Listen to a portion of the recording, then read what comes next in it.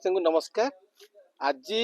Programme थिला जे निर्मल रंधन gas बा गोबर गैस उपरे CYST soya and reef Hyderabad एटा मिसिकरी जो विभिन्न वर्गर लोक अच्छी जमती चाषी सरकारी लोक पंचायत प्रतिनिधि आ जो माने कर्मी माने अच्छी ग्राम स्तर रे सेमानक पई गोटे सचेतन कार्यक्रम थिला जो किभली भाव बिना कम पैसा रे निर्मल गैस निजे घरे निजे तैयारी करिकरी व्यवहार करा जाई पारिबो जा फल रे कि आमे कार्बन एमिशन को कमेई पारिबा। गोटे चाषीर जो मासिक खर्च इंधन का 4 रु 5 टंका अच्छी सेटा मध्य कमेई पारिबा। आउ गाँ रे गाई गोरु जीवजंतु महिषी इत्यादि संख्या को बढ़ाई पारिबा एवं उत्तम खत सार तादेरु पाई जैविक पद्धति रे चाष मध्य करि पारिबा। तेणु से संपर्कित आज यही सचेतन कार्यक्रम थिला। यही जो संपूर्ण जो बाय जो भल इंधन बा निर्मल इंधन जो कार्यक्रम टी अच्छी एटा 38 रु 40 हजार टंका खर्च करा हबो आधेरे एवं एथिपाई चाषी 10,000 टंका सहायता करिबो एवं आउ जहा अवशिष्टांश रहिला 28 रु 30 हजार टंका सोया एंड रीफ ताकू बहन करिबो एवं CYST याकू परिचालन रे ग्रामांचल रे केमते अधिक रु अधिक होई पारिबो से कार्यक्रम रे परिचालन रे सहायता करिबो। ऊपर घोड़ा पालन सब करिक सक्सेसफुल होईची। आज जो बायोगैस गोबर रु उत्पादित गैस रे रंधन कार्य करबा पई जो ट्रेनिंग दिया जाउछि यह चाष मान निश्चित भाव में उपादेय हम यार निश्चित भाव में वैज्ञानिक भित्तिक शरीर भल हम आउ अर्थनैतिक उन्नति हो पार जेहेतु गोबर रे आम भारतीय परंपरा गोबरटा एक बहुत मूल्यवान जिनस आगुरी मत करुले किंतु गोबर जो गैस गोटे रही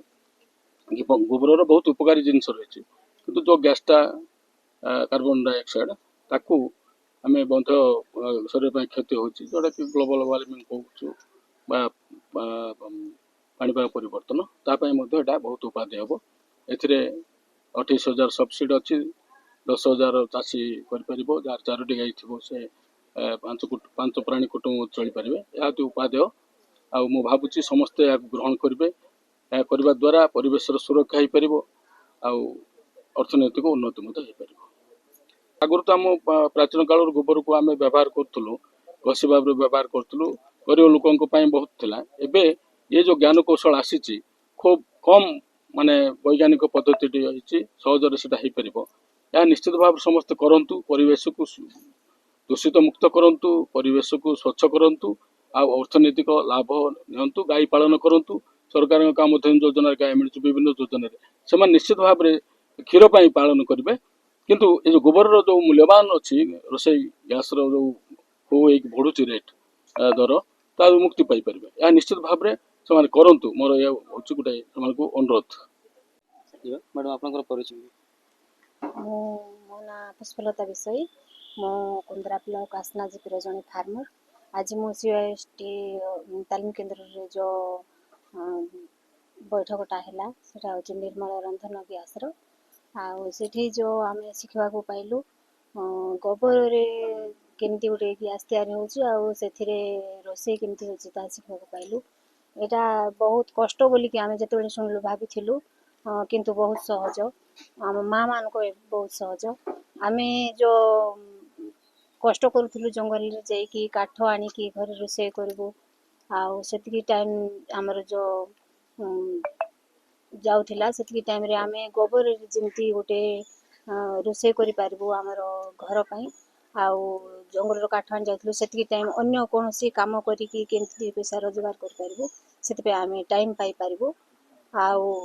रोषे करवा समय रे जो क्षयक्षति होता धुआं रे प्रदूषण होता आम निजे भी तार शिकार होलु